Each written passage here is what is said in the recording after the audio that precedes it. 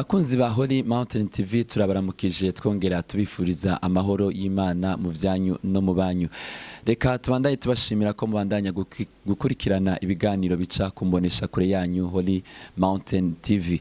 Mu nkundire rero ndabibutse ibiganiro twagiye turacisha ko muri uku kwezi kwa gatanu turangije. Muri uku kwezi kwa gatanu twarabashikirije ikiganiro garagaza talent aho twari kumwe n'umutumire adasanzwe ariwe Noella aho yashoboye kutwishura ibibazo bitandukanye kubijanye n'igikorwa asanzwe akora, ico naco akaba ari igikorwa cyo guhimbaza Imana. Ngo Noella ngo numuririmbyi urahindura ngo nuhimbaza, mbega ushaka kuduhitandukanya hagati y'ubuhimbaza n'umuririmbyi ni ibintu bisa canke ni ibintu bitandukanye? Ushaka kutubwira amajambo make itandukanye ryavyo? Kuririmba kuba umuririmbyi no kuba uwuhimbaza Imana biratandukanye cyane gose, kubera abaririmbyi ni twese muri rusangi, abaririmbiza Imana canke abaririmba indirimbo zitandukanye zirya duhora twumva, ariko umuntu ahimbaza yaremewe guhimbaza Imana. Twumva tuvuga ubukuru bw'Imana, tuvuga icimanire. Twarabashikirije kandi ikiganiro haranditswe aho twari kumwe n'umutumire adasanzwe Aster Uwimana aho yagarutse kubijanye n'ubwami bw'Imana. Yesu ntigeze atanga insiguro y'ubwami bw'Imana, mugabo ahubwo Yesu ico yakoze yagerageza kugereranya ubwami bw'Imana n'ibintu abantu bashobora gutahura. Rero reka nkoreshe umurongo uri muri Luka igice ca 17 umurongo wa 221.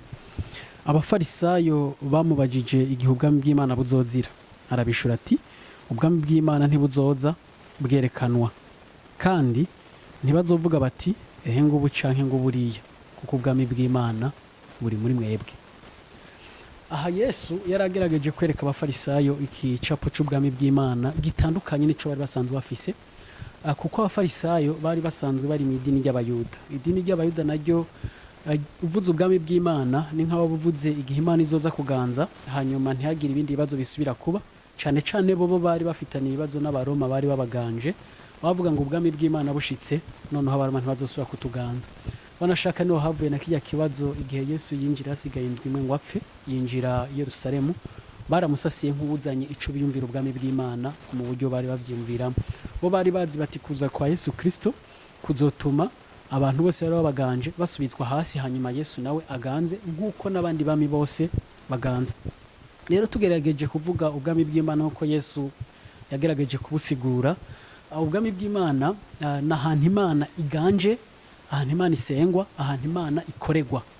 Rero ubwami bw'Imana buba mu bantu bizeye umwami ari we Yesu Kristo yashoboye kuza mu isi kugira ngo abuzane. No mu butumwa bwiza Yesu yagiye aravuga, yavuga ngo mwihane ubwami bw'Imana buri hafi. N'abandi bagiye baramukurikira cyane cyane nka Yohana Umubatizi yaje imbere yiwe, nawe yaravuga ngo mwihane ubwami bw'Imana buri hafi, kuko Yesu niwe yarazanye ubwami bw'Imana kugira ngo bushobore kuba mu mitima y'abantu babugenderemwo babubemo. Rero novuga yuko ubwami bw'Imana ni ahantu Imana iganje, ahantu Imana isengwa, ahantu Imana ikoregwa, ahantu Imana yimitswe. Ico novuga ubwami bw'Imana.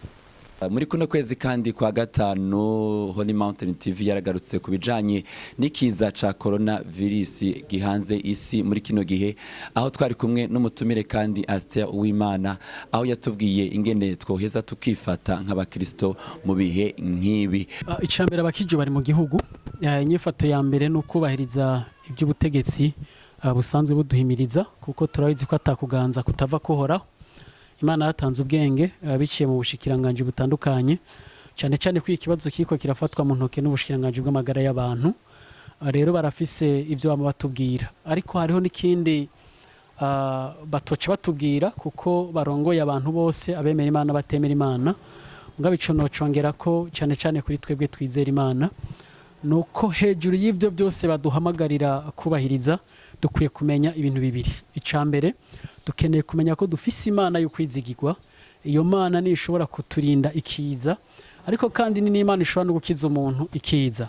Ico ni ikintu cambere gikomeye. Ibyo byose tubikore tuzi neza ko dufise Imana yadusezeraniye kubana natwe. Yesu yaravuze ngo mu isi muri n'amarushu, ariko ni muhumure jewe nanesheje isi. Iyo ni isezerano dufise. Amarushu yose twocamo cabikiza cyane ikindi kintu dukeneye kwizigira Imana.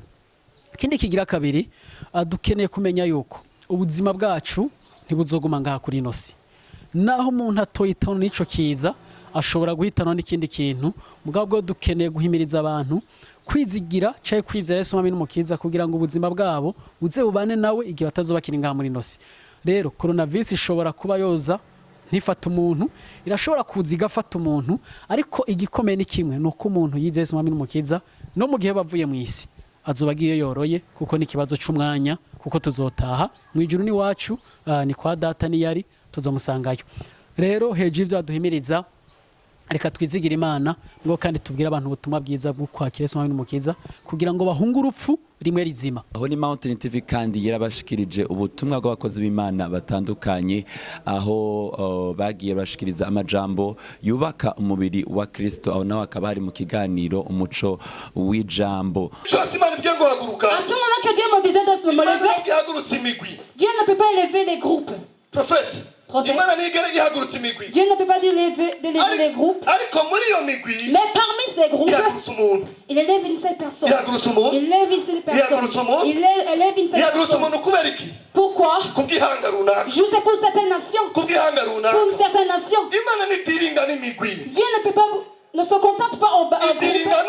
Oui, il se contente au groupe qui va se mettre debout juste pour les une seule personne qui se lève juste pour les nations. Dieu n'a pas besoin de 1000 personnes. Dieu n'a pas besoin de 500 personnes. Il a besoin d'une seule personne qui va se mettre debout pour 500 personnes. Il a besoin d'une seule personne qui peut changer toutes les nations.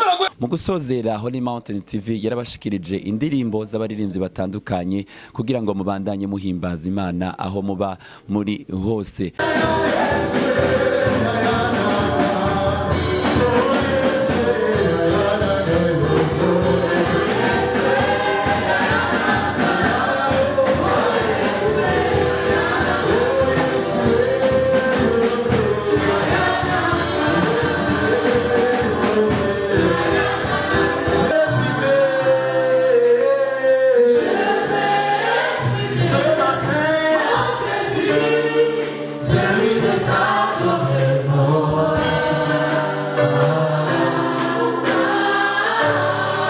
Reka rero tubandanye tubatumira gukurikirana ibiganiro vya Holy Mountain TV, twizere yuko biriko birubaka umubiri wa Kristo. Reka turangize tubifuriza ukwezi kwa gatandatu kwiza, muze muronke amahoro, imigisha myinshi. Murakoze cyane, Imana ibahezagira.